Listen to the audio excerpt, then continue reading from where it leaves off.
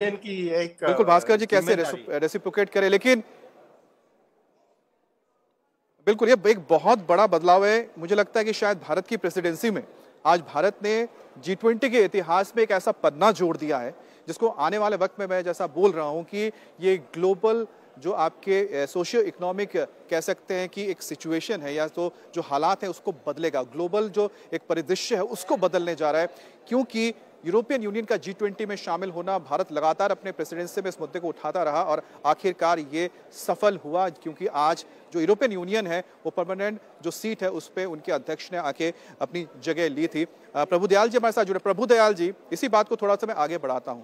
भारत ने जो आज एक नया पन्ना जोड़ दिया G20 के इतिहास में कि यूरोपियन यूनियन को आपने सदस्य बना लिया इस ग्रुप का, जिसका जिक्र इससे पहले लोग करते होंगे लेकिन कोशिश ना की किसी ने हो, लेकिन भारत ने पूरे एक साल में कोशिश भी की, कामयाबी भी पाई और वो इतिहास बना दिया।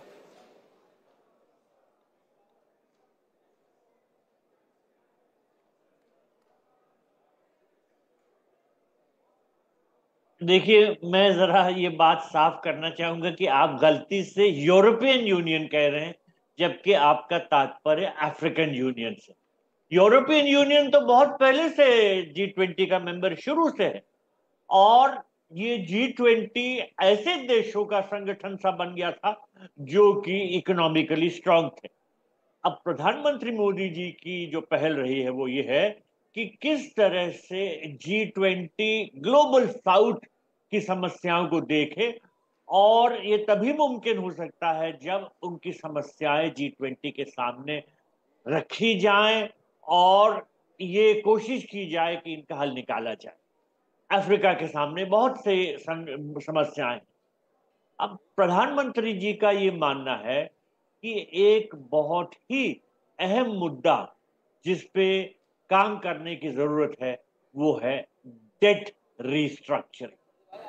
बहुत से जो देश हैं, खासतौर पे अफ्रीका में, लैटिन अमेरिका में और एशिया में, ये कर्ज में डूब गए हैं। मैं ये भी कहना चाहूंगा कि इनको कर्ज में डुबोने का जहां तक कहा जाए, चीन का बहुत बड़ा हाथ रहा है। अब देखिए, श्रीलंका को, पाकिस्तान को, सूडान को, इन सब देशों को चीन ने अपनी नीतियों के जरिए कर्ज में डुबो दिया। और चीन की ये कोशिश रहती है कि किस तरह से वो दूसरी कंट्रीज पे अपना दबदबा बनाए, उनको अपने कंट्रोल में रखे। भारत की ये सोच है कि ये बिल्कुल गलत तरीका है, और इन सब गरीब देशों को, ग्लोबल साउथ के देशों को कर्ज से बाहर निकालना है। और इसी वजह से भारत ने अपनी G20 प्रेसिडेंसी में एक global sovereign debt round table organize की थी, जिसमें IMF, वर्ल्ड बैंक भी शामिल हुए थे। अब जो ये G20 की समिट है, इसमें एशियन डेवलपमेंट बैंक को बुलाया गया है।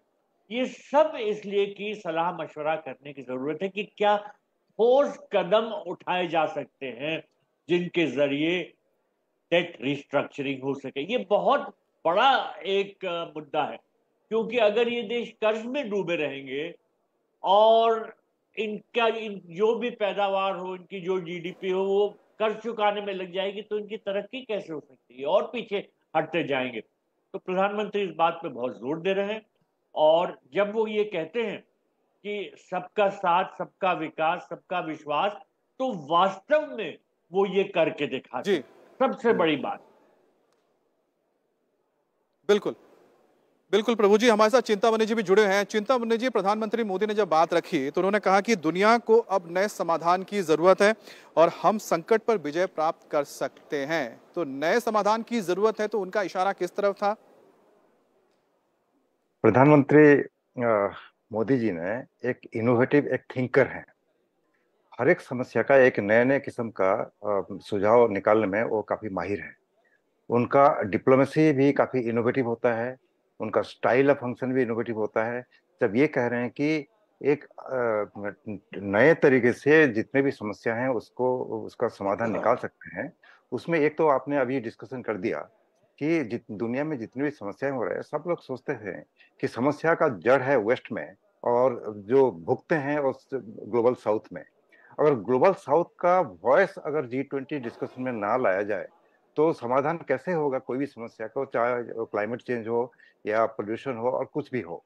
तो उनका उनका एक इंडिकेशन है, एक इंडिकेशन ही है वो दे रहे हैं कि विश्व में जितनी भी समस्या हैं उसका समाधान करने के लिए सिर्फ G20, G7 या UN सिक्योरिटी काउंसिल या छोटे छोटे जो ग्रुप्स हैं, रीजनल ऑर्गेनाइजेशन है, उसके माध्यम से नहीं होगा।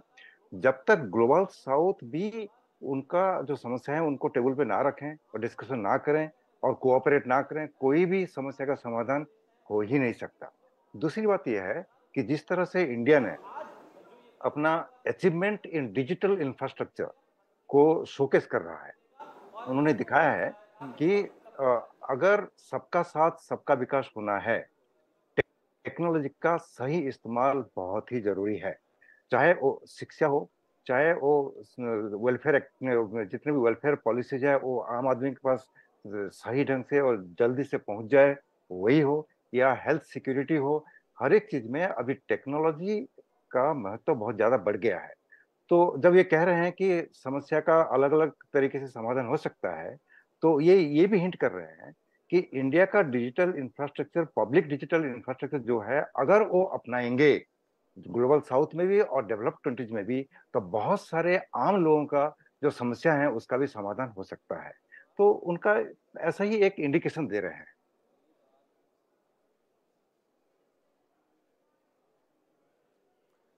तो ग्लोबल समस्याओं का समाधान हो सकता है इनोवेटिव, जो तमाम इनोवेटिव आइडियाज़ उसके ज़रिए किया जा सकता है। उसका एग्जाम्पल तो शायद हमारे सामने भारत में ही है कि किस तरह से जो हमारे गरीब तबके हैं और जो सबसे कहते हैं ना कि जो अंडर प्रिविलेज लोग हैं, उनके डायरेक्ट बैंक खाते खुलवाए गए जनधन खातों के जरिए और डायरेक्ट वहाँ पर पेमेंट्स भेजे गए। वो भी अपने आप में एक इनोवेशन ही था जिसके जरिए एक समस्या को दूर किया गया। भास्कर जी, प्रधानमंत्री मोदी जब बात करते हैं कि सबका साथ सबका विकास, देश में जब बात करते हैं समझ में आता है, लेकिन जब उसको पूरे ग्लोबली यानी पूरे दुनिया के परिप्रेक्ष्य में जब बोलते हैं तो वो किस तरह से हम समझ सकते हैं, उसका मतलब क्या है? क्योंकि जो ऑलरेडी डेवलप्ड नेशंस हैं, क्या हम उनको भी इंक्लूड करने की बात कर रहे हैं इसमें, सबका साथ सबका विकास, या कि जो लोग अंडर प्रिविलेज है या वो देश जो कि बहुत गरीब हैं, जैसे कि अफ्रीकन यूनियन का हम जो जिक्र कर रहे हैं लगातार? हाँ, ये ऐसा एक एग्जाम्पल है जो डिजिटल पब्लिक इंफ्रास्ट्रक्चर जो भारत में लगाई है वो काफी सक्सेसफुल रहा है। लार्ज पॉपुलेशन, पुअर पॉपुलेशन को इंक्लूड करने में। तो इसलिए जो डिजिटल इकोनॉमी वर्किंग ग्रुप में जो G20 में मीटिंग हुई है, उसमें ये किया गया है कि एक डिजिटल पब्लिक इंफ्रास्ट्रक्चर को दूसरे देशों को अवेलेबल करें। और इसके लिए शायद एक इनिशिएटिव निकलेगी G20 समिट में, एक ऑर्गेनाइजेशन और डिजिटल पब्लिक इंफ्रास्ट्रक्चर इनिशिएटिव जो भारत में होगी और it will be led by India with the purpose of making available India's digital public infrastructure to other partner countries. So this will be a major step and a major role for India, and it will be something lasting well beyond the G20 summit. So we must now look at what are the things which India will be doing after the G20 summit. The summit will be over tomorrow, but what happens after that, and what is India going to do? Digital public infrastructure initiative is one such thing, which will be led by India. The other is Global Biofuels Initiative. That is also going to be led by India, which has a huge impact on agriculture, on farmers, on energy and climate change. These are all in addition to the existing initiatives, International Solar Alliance, Coalition for Disaster Resilience. So these are the things which India has already done under the present leadership. And so we have now two very big initiatives, in addition to what Prime Minister announced in January, the 3-4 major initiatives there, which is of course going to be done by India alone. Now this, let us see now what happens with these. These are major programs which will continue for years ahead. बिल्कुल। तो जैसा कि आपने बताया कि सबका साथ सबका विकास, हम समझ सकते हैं कि जो पिछड़े देश हैं उनको हम साथ में लेकर आएं और साथ में मिलकर एक साथ प्रगति करें, चाहे वो हमारे पड़ोसी मुल्क हो या फिर अफ्रीकी देश हो या फिर साउथ ईस्ट एशिया के तमाम दूसरे देश इसमें शामिल है। प्रभुदयाल जी भी हमारे साथ हैं। प्रभुदयाल जी, प्रधानमंत्री मोदी ने जो एक और बात कही थी कि विश्वास की कमी हो रही है दुनिया में, जो विश्वास है वो कहीं ना कहीं कम होता जा रहा है एक के प्रति या मतलब दूसरे देशों के एक दूसरे के प्रति। इसको हम क्या समझ सकते हैं इस कॉन्टेक्स्ट में कि भारत और चाइना के बीच जो रिश्ते हों, यूक्रेन और रशिया में तो समझ में आता है, या फिर अमेरिका और रशिया के बीच में भी ये विश्वास की कमी समझ में आती है। भारत और चीन के परिप्रेक्ष्य में ये बात आप किस तरह से देखते हैं?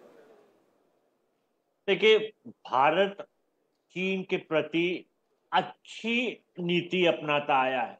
प्रधानमंत्री मोदी जी ने अपना पद ग्रहण करने के बाद शी जिनपिंग को बुलाया और पहले वहां अहमदाबाद में स्वागत हुआ, फिर उसके बाद दूसरी विजिट वहां महाबलीपुरम में हुई। तो अपनी तरफ से प्रधानमंत्री मोदी जी ने कोई कमी नहीं छोड़ी, लेकिन चीन की नीयत में बदलाव नहीं आया है और चीन की नीति में भी बदलाव नहीं आया। वो हमारी जमीन हड़पना चाहता है और हर तरह से एक्सपेंशनिज्म या विस्तारवाद की पॉलिसी अपनाए हुए, चाहे वो टेरिटोरियल एक्सपेंशन हो, चाहे वो इकोनॉमिक एक्सपेंशन। देखिए, आज की जो दुनिया है इसको मल्टीपोलर वर्ल्ड प्रधानमंत्री जी कहते आए, और ये भी वो कहते आए हैं कि जो इंटरनेशनल इंस्टीट्यूशंस हैं इनको तंदुरुस्त होना है और एक रूल बेस्ड ऑर्डर को कायम करना होगा। लेकिन देखिए, आज जो बड़े बड़े इंस्टीट्यूशंस हैं वो तो अपना काम ठीक से नहीं कर पा रहे हैं। यूनाइटेड नेशंस की बात कीजिए, वो तो एक सिर्फ बात करने की एक जगह रह गई है, कुछ कार्य थोड़ी ना कर पा रही है, क्योंकि वो बदलाव नहीं ला पा रही है। यूनाइटेड नेशंस की स्थापना हुई थी 1945 में, तब से कितना वक्त गुजर गया, दुनिया बदल गई है, लेकिन ये जो इंटरनेशनल इंस्टीट्यूशंस हैं ये नहीं बदले। इस वजह से G20 एक ऐसा प्लेटफॉर्म बनता जा रहा है जिसमें ये ताकत है कि वो मल्टीलैटरल इंस्टीट्यूशंस में रिफॉर्म लाने की कोशिश कर सकता है और वो ये साबित कर सकता है कि जो दुनिया की जो जरूरतें हैं उनको पूरा करने की किस तरह से कोशिश की जा रही है। और मैं ये भी कहूंगा कि अभी आप चीन का जिक्र कर रहे थे, ये इंटरनेशनल इंस्टीट्यूशंस में जो रिफॉर्म की जरूरत है वो चीन जैसे देश रोकते हैं। चीन नहीं चाहता कि डेमोक्रेटाइजेशन हो यूनाइटेड नेशंस का, वो अपना दबदबा बनाने की कोशिश करता है, तो चीन एक रुकावट है। लेकिन भारत जो है वो हर तरह से कोशिश कर रहा है कि इंटरनेशनल रूल्स बेस्ड ऑर्डर हो और ग्लोबल साउथ के देश जो हैं उनकी भी बात सुनी जाए, उनकी जो मुश्किलें हैं उनको दूर किया जाए, और इस तरह से सबका साथ सबका विकास की पॉलिसी सब समझ जाए। बिल्कुल।